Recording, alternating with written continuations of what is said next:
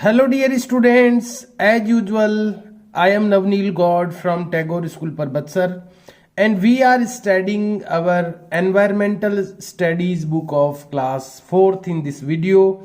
Dear students, as you know, we have completed half part of our first test paper in our last video. जैसा कि आप जानते हैं कि इस टेस्ट पेपर का आधा जो पार्ट है, हाफ पार्ट है, वो हम लोग कंप्लीट कर चुके हैं अपने पिछले लास्ट वीडियो में. It is the test paper 1 और ये था अपना टेस्ट पेपर 1 जो कि चैप्टर 1 to 4 यानी कि 1 से लेकर के 4 चैप्टर तक जो चैप्टर्स हमने रीड किए थे, स्टडी किए थे, उनमें से ही ये क्वेश्चंस यहाँ पर दिए गए हैं और एक तरह का ये पेपर बनाया गया है उन 4 लेसन्स में से. तो इस टेस्ट पेपर में जो सबसे पहले एमसीक्यूज दिए गए थे यानी मल्टीपल चॉइस क्वेश्चंस दिए गए थे वो हम लोगों ने कंप्लीट कर लिए और उसके बाद में फिल इन द ब्लैंक्स हम लोगों ने कंप्लीट किया. Then we have completed true false questions, उसके बाद में ट्रू फॉल्स वाले क्वेश्चंस हम लोगों ने किए and we have also completed the match the following question. और ये जो डी वाला क्वेश्चन था जो कि मैच द फॉलोइंग यानी कि मिलाने का क्वेश्चन था, मैच करने का क्वेश्चन था, वो भी हम कंप्लीट कर चुके हैं. And today we have to start the answer these questions. इन क्वेश्चंस के आंसर दीजिए. ये जो क्वेश्चन है ये आज हम लोगों को करना है. And actually in other words, दूसरे शब्दों में हम कहें तो we have to do today the question answers of these questions. ये जो क्वेश्चंस दिए गए हैं इनके क्वेश्चन और इनके आंसर आज हमें कंप्लीट करने हैं. So let's start today's question answers. तो आइए शुरू करते हैं आज के question answers. We have to do from here today. आज हम लोगों को यहां से स्टार्ट करना है and it is the part 2 of this test paper 1. ये जो टेस्ट पेपर 1 है इसका ये पार्ट 2 है. पार्ट 1 हम ऑलरेडी अपने लास्ट वीडियो में कर चुके हैं. Answer these questions. उत्तर दीजिए इन क्वेश्चंस के यानी इन प्रश्नों के. Question number 1 is what do you understand. What means होता है क्या, डू यहां पर हेल्पिंग वर्ब है, यू मीन्स आप, अंडरस्टैंड यानी होता है समझना. लेकिन जब डू आता है तो उसमें ता ती ते जुड़ जाता है. आप क्या समझते हैं. व्हाट डू यू अंडरस्टैंड का मीनिंग हो गया आप क्या समझते हैं by extended family. Extended family से, एक्सटेंडेड फैमिली से आप क्या समझते हैं, क्या आप अंडरस्टैंड करते हैं. तो फर्स्ट लेसन में हम लोगों ने फैमिलीज के बारे में पढ़ा था और वहीं पर हम लोगों ने पढ़ा था प्रेजेंट फैमिली और एक्सटेंडेड फैमिली के बारे में. वहीं पर हमने पढ़ा था ये अपना जो फर्स्ट चैप्टर था जो कि था अवर एक्सटेंडेड फैमिली, हमारा विस्तारित परिवार. तो यहाँ पर हमने एक तो इमीडिएट फैमिली के बारे में पढ़ा था. जो लोग हमारे घर में हमारे साथ रहते हैं वो हमारी इमीडिएट फैमिली कहलाती है. और ऐसे जो अपने मेंबर्स होते हैं फैमिली के, जो हमारे फैमिली के मेंबर्स तो होते हैं लेकिन वो अपने घर में अपने साथ नहीं रहते हैं, वो किसी दूसरे शहर में रहते हैं, तो वो एक्सटेंडेड फैमिली कहलाती है. यहां पर हम लोगों को यही पूछा गया है कि एक्सटेंडेड फैमिली से आप क्या समझते हैं यानी एक्सटेंडेड फैमिली क्या होती है. तो यहां पर हमें देना है डेफिनेशन यानी परिभाषा एक्सटेंडेड फैमिली की. तो मैं आपको बता देता हूं कि एक्सटेंडेड फैमिली क्या होती है. तो यहां से हम इसको लिख सकते हैं अपने आंसर को. एन एक्सटेंडेड फैमिली, एक जो एक्सटेंडेड फैमिली होती है, जो विस्तारित परिवार होता है, इंक्लूड्स यानी उसमें शामिल होता है, वो शामिल करता है योर क्लोज रिलेटिव्स, आपके नजदीकी संबंधियों को, लाइक अंकल्स जैसे कि चाचा, आंट्स यानी चाचियां, एंड कजन्स और चचेरे भाई बहन, हु लिव जो रहते हैं सेपरेटली यानी अलग से. तो यहां पर एक्सटेंडेड फैमिली का मतलब कौन लोगों से हैं, वो फैमिली के हमारे क्लोज रिलेटिव्स, क्लोज यानी नजदीकी, रिलेटिव्स यानी रिश्तेदार, जो कि सेपरेटली रहते हैं. सेपरेटली यानी अलग से रहते हैं. फिर से मैं आपको बता दूं, एन एक्सटेंडेड फैमिली, एक एक्सटेंडेड फैमिली इंक्लूड्स यानी शामिल करती है योर क्लोज रिलेटिव्स, तुम्हारे नजदीकी रिश्तेदार, लाइक अंकल्स जैसे कि चाचा, आंट्स यानी चाचियां, एंड कजन्स यानी चचेरे भाई बहन, हु लिव यानी जो रहते हैं, सेपरेटली यानी अलग से। तो यहां तक का वैसे तो सफिशिएंट है ये आंसर, तो इतना ही आंसर मैं आपको लिखवा दूं तो ठीक रहेगा। हालांकि अपन इसमें ऐड कर सकते हैं, both maternal and paternal relatives are part of an extended family. दोनों जो मैटरनल यानी मम्मी की तरफ के जो लोग होते हैं, मम्मी के परिवार के जो लोग होते हैं, एंड पैटर्नल यानी पापा के तरफ के जो रिलेटिव्स होते हैं यानी संबंधी होते हैं, are part of our extended family, हमारी एक्सटेंडेड फैमिली के पार्ट होते हैं। All the members in a family, family में जो भी यहां पर हम पढ़ रहे थे, हाँ यहां पर दे मे और मे नॉट यानी वे हो भी सकते हैं और नहीं भी हो सकते हैं, लिव यानी रहने वाले, टुगेदर यानी साथ में, इन द सेम हाउस एक ही घर में, यानी भले ही वो एक घर में रहें चाहे वो एक घर में नहीं भी रहें तो भी वो हमारे एक्सटेंडेड फैमिली के पार्ट होते हैं। तो मैं तो यही कहूंगा कि आप कंप्लीट आंसर लिखें। तो यहां पर लंबा आंसर लिखने से आपको प्रॉब्लम होगी लर्न करने में, इसलिए यहां तक का सफिशिएंट रहेगा। चलिए यहां से यहां तक का आप ये जो आंसर है वो आप लिख लें कि एक्सटेंडेड फैमिली में हमारे क्लोज रिलेटिव्स इंक्लूड होते हैं, जैसे कि अंकल्स हो गए, आंट्स हो गए, कजन्स हो गए, जो कि लिव सेपरेटली यानी अलग से रहते हैं। तो you can note this answer for that question, इस आंसर को आप उस क्वेश्चन के लिए नोट कर सकते हैं। Now let's see the second question. आइए देखते हैं सेकंड क्वेश्चन में क्या है।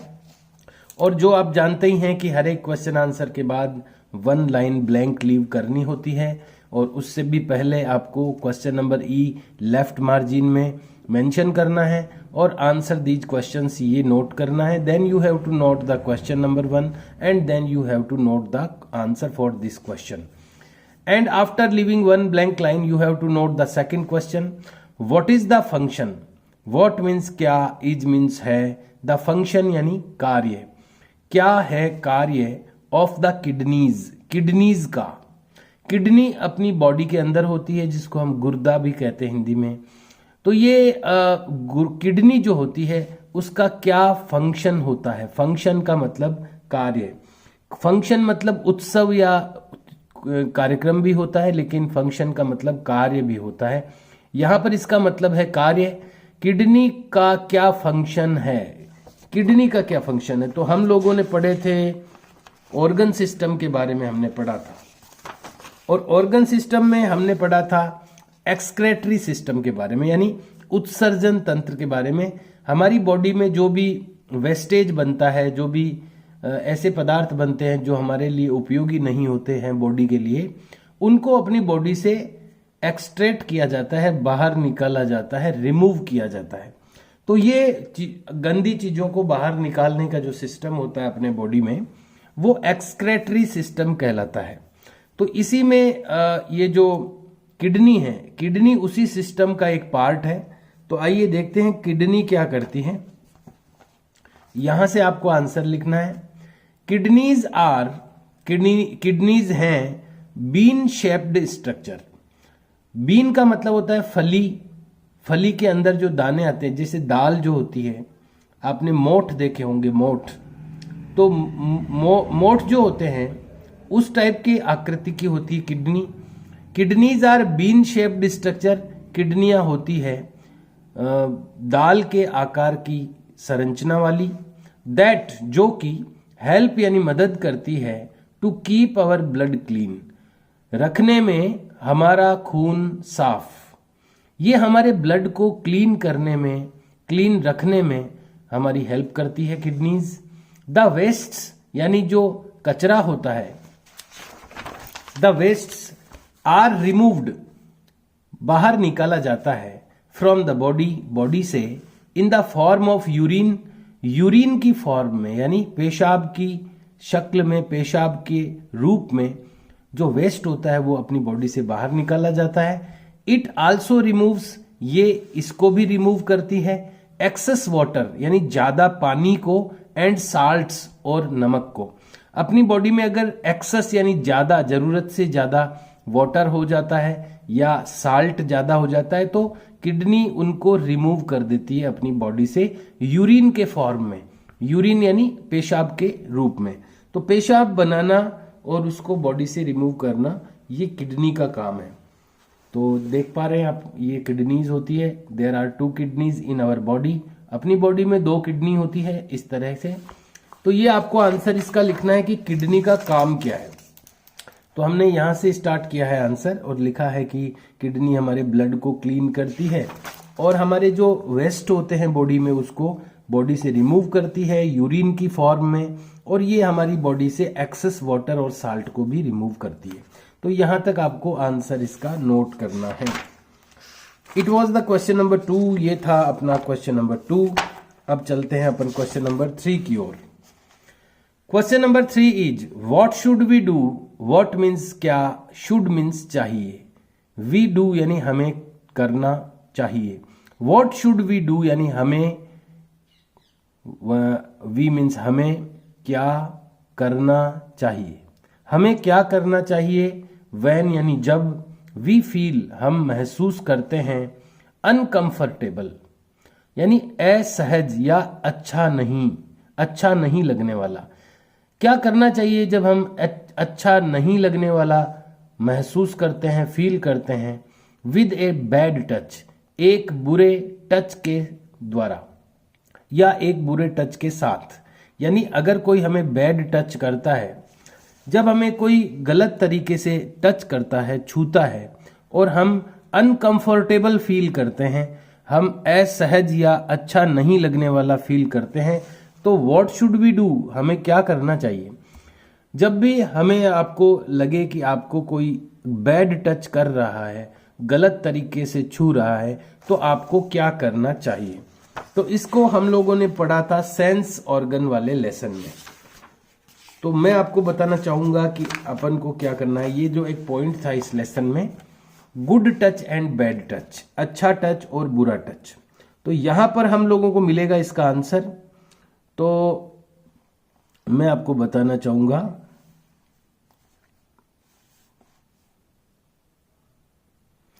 तो ये अपन को एक तो यहां पर ये लिखा गया है कि हर एक को ये अधिकार है, ये राइट है कि वो गलत टच को करने से अगले को तुरंत रोक सकता है। कानून में भी इस तरह के अधिकार दिए गए हैं। अगर कोई बैड टच करता है किसी को तो उसके खिलाफ कानूनी कार्रवाई भी हो सकती है। तो आपको क्या करना चाहिए वो यहां पर लिखा हुआ है। देन, तो we have the right, we have यानी हम रखते हैं, द राइट यानी अधिकार, टू स्टॉप रोकने का, दैट पर्सन उस व्यक्ति को, फ्रॉम डूइंग सो ऐसा करने से फ्रॉम मीन से, डूइंग यानी करने, सो यानी ऐसा करने से उसको रोकने का, उसको स्टॉप करने का हम राइट रखते हैं, हम अधिकार रखते हैं। तो यहां से स्टार्ट करना आपको आंसर। हम उसको ऐसा करने से रोकने का अधिकार रखते हैं और हमें क्या करना चाहिए वो भी लगातार लिखना है, फुल स्टॉप। उसके बाद we should immediately inform, we should यानी हमें चाहिए, इमीडिएटली यानी तुरंत, इन्फॉर्म यानी सूचित। हमें तुरंत इमीडिएटली इन्फॉर्म करना चाहिए, हमें तुरंत सूचित करना चाहिए अवर पेरेंट्स, हमारे पेरेंट्स को, एंड टीचर्स और टीचर्स को। दोनों में से जहां भी आपको ज्यादा बेटर लगता है वहां पर आपको तुरंत इन्फॉर्म करना चाहिए, इमीडिएटली इन्फॉर्म करना चाहिए अगर कोई आपको बैड टच करता है। तो यहां से आपको स्टार्ट करना है और टीचर्स तक आपको नोट करना है। It was the question number 3 of paper number first. Paper first का ये था 3rd नंबर क्वेश्चन। और आइए अब करते हैं question number 4th। How can we avoid, how means कैसे, कैन मीन्स सकते हैं, वी मीन्स हम, अवॉइड यानी दूर, बचना, अवॉइड यानी बचना। हम कैसे बच सकते हैं या हम कैसे नजरअंदाज कर सकते हैं, यानी हम कैसे किसी चीज से के ऊपर ध्यान नहीं दे सकते हैं। हाउ कैन वी अवॉइड, हम कैसे, बचना ही ज़्यादा सुटेबल होगा यहाँ पर इसका meaning. How can we avoid, हम कैसे दूर रख सकते हैं या बच सकते हैं वेस्टेज ऑफ फूड, यानी भोजन के वेस्टेज को, वेस्टेज से यानी अपव्यय से या व्यर्थ गंवाने से। हम भोजन के वेस्टेज से या फूड के वेस्टेज से हम इसको कैसे अवॉइड कर सकते हैं, हम इससे कैसे बच सकते हैं। टोटल कुल मिलाकर जो इसका मीनिंग है वो है कि फूड के वेस्टेज से हम कैसे बच सकते हैं, कैसे हम वेस्टेज ऑफ फूड को अवॉइड कर सकते हैं। तो ऐसे कौन से काम हैं, ऐसे कौन से चीज़ें हैं जिनको करके हम फूड को वेस्टेज होने से बचा सकते हैं या हम खुद इस चीज़ से बच सकते हैं, इसको अवॉइड कर सकते हैं। तो ये चीज़ अपन ने पढ़ी थी लास्ट क्वेश्चन 4th लेसन में। देखिए 4th लेसन जो अपन ने स्टडी किया था उसमें ये एक पॉइंट आया था, वेस्टेज ऑफ फूड यानी भोजन का अपव्यय। यहां से आपको आंसर लिखना है वी कैन अवॉइड, हम अवॉइड कर सकते हैं, हम बच सकते हैं या हम दूर रख सकते हैं वेस्टेज ऑफ फूड, भोजन का अपव्यय, बाय फॉलोइंग निम्नलिखित सम सिंपल टिप्स, कुछ साधारण कार्यों के द्वारा। हम नीचे कुछ सिंपल टिप्स दिए गए हैं यानी सुझाव दिए गए हैं, नीचे कुछ सिंपल टिप्स दिए हुए हैं, उनको फॉलो करके हम फूड का वेस्टेज करने से अवॉइड कर सकते हैं। तो नंबर 1 क्या है, do not put excess food, मत रखो ज्यादा भोजन, इन योर प्लेट, आपकी प्लेट में, एट होम, घर पर, और एट पार्टीज या पार्टीज में। जितना आपको रिक्वायरमेंट हो उतना ही आप फूड अपनी प्लेट में पुट करें, एक्सेस फूड आप उसमें पुट नहीं करें। ये पहला तरीका है, पहला टिप है जिससे कि हम फूड के वेस्टेज को अवॉइड कर सकते हैं। नंबर 2 है कुक फूड यानी पकाइए भोजन को according to the number of people. Number of people यानी लोगों की संख्या के अकॉर्डिंग यानी अनुसार, लोगों की संख्या के अनुसार भोजन को पकाइए या टू बी सर्व्ड, जिनको भी सर्व किया जाना है यानी परोसा जाना है, यानी जितने लोगों को भोजन सर्व किया जाना है यानी परोसा जाना है उनकी नंबर के अनुसार, उनकी संख्या के अनुसार ही आपको फूड कुक करना चाहिए, भोजन पकाना चाहिए। यानी मान लो आपके 50 लोग अगर खाने वाले हैं तो 50 का ही अपने को भोजन कुक करना चाहिए, उससे ज्यादा का अगर आप कुक करेंगे तो वो वेस्टेज चला जाएगा। इसलिए number of people who will served, जिनको सर्व किया जाएगा भोजन, उनके नंबर्स के आधार पर ही आपको फूड कुक करना चाहिए। ये दूसरा एक टिप है। नंबर 3 है give left over food. Left over का मतलब बचा हुआ भोजन, जो भोजन बच जाता है तो लेफ्ट ओवर जो भोजन होता है गिव यानी दे दीजिए टू नीडी पीपल, आवश्यकता रखने वाले लोगों को। जिन लोगों को नीड होती है, आवश्यकता होती है, ऐसे नीडी पीपल जो होते हैं, जिनको नीड होती है, भोजन की आवश्यकता होती है, ऐसे नीडी पीपल को आप लेफ्ट ओवर फूड यानी बचा हुआ भोजन गिव यानी देना चाहिए, आपको दीजिए। ये भी एक तरीका है जिससे हम फूड को वेस्टेज होने से बचा सकते हैं। नंबर 4 है स्टोर यानी इकट्ठा कीजिए फूड यानी भोजन को प्रॉपरली यानी ठीक तरीके से। भोजन को प्रॉपरली स्टोर करना है, ठीक तरीके से आपको उसको रखना है, सो दैट, ताकि it does not becomes stale, ताकि ये स्टेल न हो। स्टेल यानी बासी न हो, यानी सड़े नहीं, भोजन खराब नहीं हो, इसलिए उसको प्रॉपरली आपको स्टोर करना चाहिए। जो भोजन होता है वो आपको भी पता है गर्मी में ज़्यादा खराब होता है। कोई भी चीज़ गर्मी जब रहती है तो ज़्यादा खराब होती है, तो अपने को कम टेम्परेचर में उसको रखना चाहिए भोजन की चीज़ों को। इसीलिए खाने पीने की चीज़ों को फ्रिज में रखा जाता है और भी अपन कम टेम्परेचर दे करके अपन चीज़ों को खराब होने से, स्टेल होने से बचा सकते हैं। तो ये भी एक तरीका है फूड को वेस्टेज होने से बचाने का। फिर से बता देता हूँ, स्टोर फूड, स्टोर यानी इकट्ठा कीजिए, संग्रहित कीजिए फूड यानी भोजन को प्रॉपरली यानी ठीक तरीके से, सो दैट, ताकि it does not become stale, ये स्टेल ना हो यानी बासी ना हो।